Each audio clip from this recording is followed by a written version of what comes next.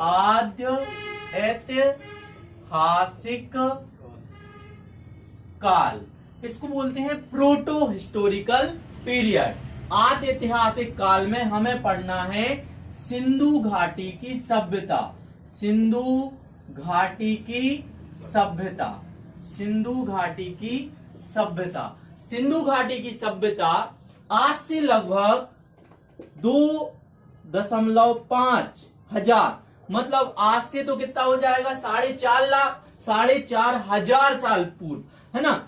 या ऐसा बोलेंगे, अगर हमने बोल दिया 2.5 हजार BC, मतलब सिंधु घाटी की सभ्यता 2500 साल ईसा पूर्व की है। बात समझ में आ रही है। और इसकी जो आकृति थी वो कैसी थी भैया, ट्रेंगलाकार। इसकी आकृति कैसी थी, ट्रेंगलाकार। और इसकी जो कला मिली है वो कैसी थी, भाव चित्रात्मक थी। भाव चित्रात्मक का मतलब होता है कि उनके चित्र, वहां के चित्र मिले हैं, सिंधु घाटी की सभ्यता के चित्र मिले हैं, जिससे हमें उनके भाव पता चलते हैं कि वो कैसे थे, है ना, कैसे रहते थे, किस टाइप के इंसान थे। वहां जो भी खुदाई में चीजें मिली हैं वो हमें ये बताता है कि सिंधु घाटी सभ्यता किस टाइम की थी और सिंधु घाटी सभ्यता में कैसी चीजें बनी थी। सिंधु घाटी सभ्यता में पक्की ईंटों का उपयोग किया गया है।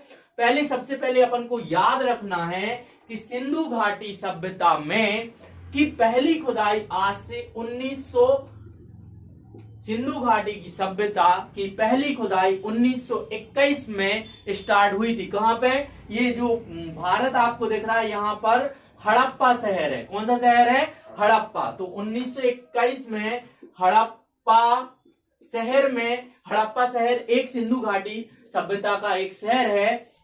वहां पर 1921 में सिंधु घाटी सभ्यता की पहली खुदाई स्टार्ट हुई थी। क्लियर है। किसने करवाई थी, दयाराम साहनी ने खुदाई स्टार्ट की थी। ठीक है। तो यहां से एक चीज और याद रखना अपन को, सभ्यता क्या कहलाती है। सभ्यता का मतलब होता है सिविलाइजेशन, सिविलाइजेशन। वहां की सिंधु घाटी सभ्यता की जो लोग थे वो कैसे थे भैया, वो सभ्य थे। कैसे थे, सभ्य थे। सभ्य मतलब अच्छे से रहते थे, अच्छे से खाते थे, पीते थे, उठते बैठते थे। ठीक है। लोग एक दूसरे से अच्छा व्यवहार करने लगे थे। तो वहां पर सिंधु घाटी की सभ्यता क्या कहलाएगी, सभ्य थी। सभ्यता का मतलब होता है civilisation, a place where the people can live easily is called civilisation. The place where the persons can live easily is called civilisation. ऐसा स्थान जहां पर लोग आराम से क्या करते हैं, अच्छे से रहते हैं, वो क्या कहलाता है, सिविलाइजेशन, सभ्यता कहलाती है। सिंधु घाटी की सभ्यता कितने लाख साल पुरानी है, 2.5 हजार, लाख नहीं, हजार BC ईसा पूर्व की मानी जाती है। पहली खुदाई कहां पर हुई थी, 1921 में हड़प्पा में हुई थी। हमें यहाँ पर इनके क्या करना है, मुख्य मुख्य शहर को याद करना है, जिसकी ट्रिक क्या है, सम एडी डच हैं पर भारत में नहीं। सम एडी ये ट्रिक है। मुख्य शहर सिंधु घाटी सभ्यता की याद रखने के लिए अपन को क्या करना है, ये ट्रिक याद रखना, सम एडी डच है पर भारत में नहीं। ठीक है। तो क्या हो जाएगा, सा का मतलब क्या होता है, भारत में नहीं। इतना तो अपन को लेना ही नहीं है ना। सम एडी डच है पर भारत में नहीं, इतनी चीज अपन को नहीं लेना है। अपन को ये बस याद रखना, सा से क्या आ जाएगा, सुत का गैंडोर, सुत का गैंडोर। सा से सुत का गैंडोर। मां से क्या हो जाएगा, मांडा। मां से क्या हो जाएगा, मांडा। यहां है भैया, यहां पर क्या आ जाता है, सुत का गैंडोर। ये जो पूरा अपना भारत दिख रहा है, यहां से सिंधु नदी निकली है, यहां से होती हुई पूरी पाकिस्तान में बहती हुई ऐसी गई है। तो यहां पर पाकिस्तान में क्या था, एक शहर था जिसका नाम क्या हो जाएगा, सुत का गैंडोर। सम, सा और मा, सा से क्या हो जाएगा, सुत का गैंडोर, सुत का गैंडोर। सुतका गैंडोर कहां पर स्थित होगा? सुतका गैंडोर पाकिस्तान में स्थित है, आज का पाकिस्तान है ना। ये सिंधु नदी है, सिंधु नदी के थोड़ा दूर तरफ। मां से क्या हो जाएगा? मांडा। सम एडी डच हैं पर भारत में नहीं, तो सा से सुतका गैंडोर, मां से मांडा। यहाँ पर जम्मू एंड कश्मीर में क्या हो जाएगा? एक शहर का नाम हो जाएगा जिसका नाम क्या होगा? मांडा। ये मुख्य मुख्य शहर है कहा कि सिंधु घाटी सभ्यता के। सुतका गैंडोर और क्या आ जाएगा? मांडा। यहां पर हो जाएगा ए से क्या हो जाएगा? यहां पर थोड़ा सा यहां पर स्थित है, ए से हो जाएगा आलिमगीरपुर।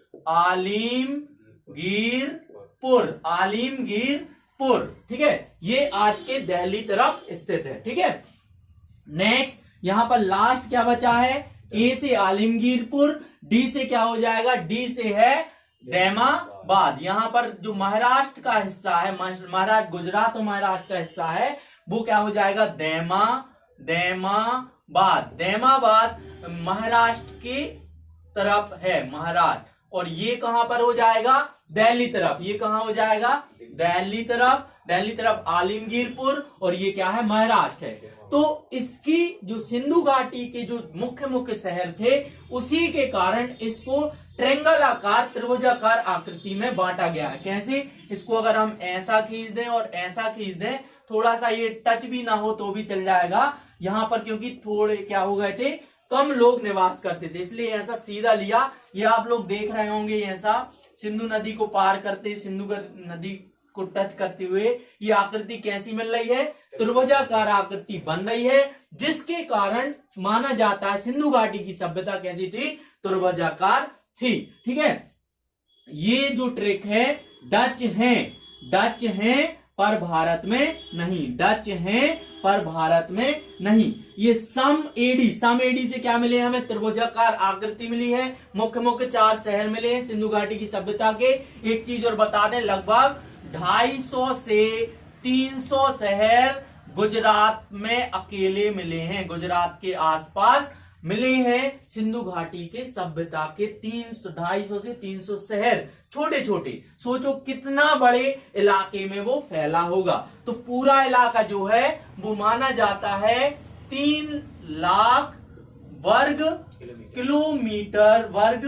किलोमीटर में पूरा क्या किया था? हिस्सा, एरिया, क्षेत्रफल इसका था। सिंधु घाटी का क्षेत्रफल कितना था? 13 लाख वर्ग किलोमीटर में ये फैला था। इससे हमें क्या मिले हैं? सम एडी, सुतका गैंडोर। एस से क्या हो गया भैया? सुतका गैंडोर। एम से क्या हो गया? मांडा। और ए से क्या हो गया? आलिमगीरपुर। और इस डी से क्या हो जाएगा? दैमाबाद। बात समझ में आ रही है? नेक्स्ट अब हम बात कर रहे हैं डच हैं पर भारत में नहीं। डच इतना तो अपन को कवर नहीं करना है, अपन को क्या कवर करना है? डच हैं पर भारत में नहीं, उतना छोड़ देना। इससे हमें मुख्य मुख्य वहां की नदियां मिलेंगी। सिंधु घाटी सभ्यता की मुख्य मुख्य नदियां किससे मिलेंगी? डच हैं। डा से क्या हो जाएगा? डास्क नदी। डा से डास्क नदी। चा से चिनाव नदी। चा से क्या हो जाएगा? चिनाव नदी। है से हिडन नदी। हा से हिडन नदी। पा से परवरा, आज की गोदावरी नदी कहलाती है। डा से डास्क नदी। चा से चिनाव। हा से हिडन नदी। पा से क्या आ जाएगा? परवरा नदी। बात समझ में आ रही है? ठीक है, इतनी ट्रिक याद रखना। सम एडी डच है पर भारत में नहीं। सा से सुतका गैंडोर, मा से मांडा, ए से आलिमगीरपुर, दा से दैमाबाद। ये नदियों के नाम इससे याद रखना। डच है पर भारत में नहीं। डा से डास्क नदी। चा से चिनाव। हा से हिडन नदी। पा से परवरा नदी। इतनी चीजें बिल्कुल क्लियर ही रखना है ना। जो सिंधु घाटी की सभ्यता थी, इसमें मुख्य मुख्य शहर जो हैं वो यहाँ पर, मतलब ये हमने सीमावर्ती शहर बताए हैं, है ना। जो मुख्य शहर है वो यहाँ पर स्थित था, जिसका नाम क्या है? हड़प्पा नाम था। ये यहाँ पर खुदाई कहां पर, कब से स्टार्ट हुई है? 1921 से स्टार्ट हुई है। जो बात कर रहे थे हम इसकी नेक्स्ट बात अब आती है कि हड़प्पा शहर का, या हड़प्पा शहर में या सिंधु घाटी सभ्यता में पहला मैसेज मतलब पहली इंफॉर्मेशन दी थी चार्ल्स मैसन ने। किसने दी थी? चार्ल्स मैसन ने क्या किया था? पहला मैसेज दिया था सिंधु घाटी सभ्यता यहां पर है। तो सिंधु नदी के तट पर इनको चार्ल्स मैसन को क्या मिल गई थी? कुछ सभ्यता, कुछ टुकड़े मिले थे, कुछ पुराने क्या मिल गए थे? बर्तन वगैरह, कुछ पुराने क्या मिले थे? शहर या कुछ घर मिल गए थे। तो चार्ल्स मैसन ने क्या किया था? इसकी पहली इंफॉर्मेशन दी थी। पहला मैसेज याद रखना, क्वेश्चन आता है सिंधु घाटी का पहला मैसेज किसने दिया था? तो सिंधु घाटी का पहला मैसेज किसने दिया था? मैसन ने। मैसेज से याद रखना मैसन, मैसेज से क्या याद रखना? मैसन। और इसकी कनिंघम ने भूगर्भ के ये विभाग के मुख्य क्या कहलाते हैं? ये वैज्ञानिक कहलाते थे। तो इनने चार्ल्स मैसन ने इनको क्या दी थी? खबर दी थी। कनिंघम ने फिर यहाँ पर जाके खुदाई स्टार्ट करवाई थी। किसके सानिध्य में स्टार्ट करवाई थी? किसके सानिध्य में स्टार्ट करवाई थी? कनिंघम ने जॉन मार्शल क्या हो गए? डायरेक्टर हो गए। ये अंग्रेज थे, है ना। चार्ल्स मैसन ने इनको खबर दिया था जॉन मार्शल को, है ना। क्या किया था? जॉन मार्शल ने फिर क्या किया था? खुदाई के आदेश दिए थे। तो सबसे पहले खुदाई किसने स्टार्ट की थी भैया? दयाराम साहनी ने सबसे पहले 1921 में हड़प्पा शहर में पहली खुदाई स्टार्ट कर दी थी। तो ये चीज याद रखना। सबसे पहले मैसेज किसने दिया था? चार्ल्स मैसेज ने मैसेज दिया था। कनिंघम ने वहां पर क्या किया था? जो भी चीजें मिलती जाती थी उसको एक जगह इकट्ठा करके वो रखते जाते थे। इनके सानिध्य में जॉन मार्शल ने खुदाई का आदेश दिया था। डायरेक्टर ये हो गए। देन खुदाई किसने की थी? दयाराम साहनी ने क्या कर दिया था भैया? खुदाई स्टार्ट करवाई थी। अब हमें बात करनी है खुदाई में क्या क्या मुख्य चीजें वहां पर मिली थी। ठीक है, तो चीजें सिंधु घाटी सभ्यता में खुदाई के दौरान हमें ट्रिक याद रखना है कि ये चीजें मिली थी। और वहां पर ये क्वेश्चन बहुत ज्यादा इंपॉर्टेंट है, पूछा जाता है क्या क्या चीजें सिंधु घाटी की सभ्यता में मिली हुई हैं। पहला क्या याद रखेंगे भैया? कुम्हार का चाक। ऐसे याद रख लो, कुम्हार है, कुम्हार एक मजदूर कहलाता है, श्रमिक कहलाता है। तो कुम्हार का पहिया जिससे वो क्या बनाता है? घड़े वगैरह, मूर्तियां वगैरह बनाता है। कुम्हार का चाक। कुम्हार क्या है? श्रमिक है, तो रहता भी होगा। श्रमिक आवास मतलब मजदूरों के रहने का स्थान, आवास। कुम्हार का चाक, श्रमिक आवास। फिर श्रमिक रहते होंगे तो वो अपना खाना, भोजन कहीं पर इकट्ठा, जो भी भूमि से फसल वगैरह निकलती होगी, गेहूं, चना, ये सब चीजें निकलती होंगी, तो एक जगह इकट्ठा करके भी रखना होगा। जिस जगह इकट्ठा करके रखा है उसको क्या बोलेंगे? अन्नागार, है ना। अन्नागार क्या कहलाता है? अन्न मतलब क्या कहलाएगा? क्या कहलाएगा भैया? अनाज को इकट्ठा करके रखते हैं, वो क्या कहलाएगा? अन्नागार। यहां से याद रखना, कुम्हार का चाक, श्रमिक आवास, श्रमिक लोग कुछ खाएंगे तो वो इकट्ठा करके रखेंगे, अन्नागार। कुम्हार क्या है? श्रमिक है, श्रमिक रहता होगा आवास में अगर रहता होगा तो खाना भी खाता होगा, तो अन्न को इकट्ठा करके भी रखता होगा, अन्नागार। अब ये श्रमिक कुम्हार जो है वो क्या करते होंगे? पूजा भी करते होंगे। पूजा किसकी करते होंगे? देवी की पूजा करते थे। तो क्या मिला है? मातृदेवी की मूर्ति मिली है ना। अब श्रमिक जो है उनके घर क्या करते? अन्न को पीसना पड़ता होगा। पीस काय से पीसते हैं? ओखली से। काय से पीसते हैं? ओखली मिली है। अब कोई खत्म हो जाता होगा, मृत्यु हो जाती होगी, तो उसको कब्रिस्तान में दफनाया भी जाता होगा। तो ओखली के बाद क्या मिला है भैया? कब्रिस्तान। RH-37 नाम का कब्रिस्तान मिला है। कब्रिस्तान RH-37 अभी जाके उसका नाम रख दिया गया है। कब्रिस्तान पुराना है लेकिन उसका नामकरण अभी हुआ है 1921 के बाद, इसलिए उसका नाम क्या रखा, RH-37 कब्रिस्तान। ओखली RH-37 और क्या मिला है, हाथी की खोपड़ी, हाथी की खोपड़ी मिली है। और हाथी की खोपड़ी के भी लास्ट अपन को याद रखना है, एक जानवर मिला है बैल टाइप का जिसका एक सींग होता था। एक सींग को बोलते हैं एक श्रृंगीय जानवर। ठीक है, इतनी चीजें अपन को याद रखना है।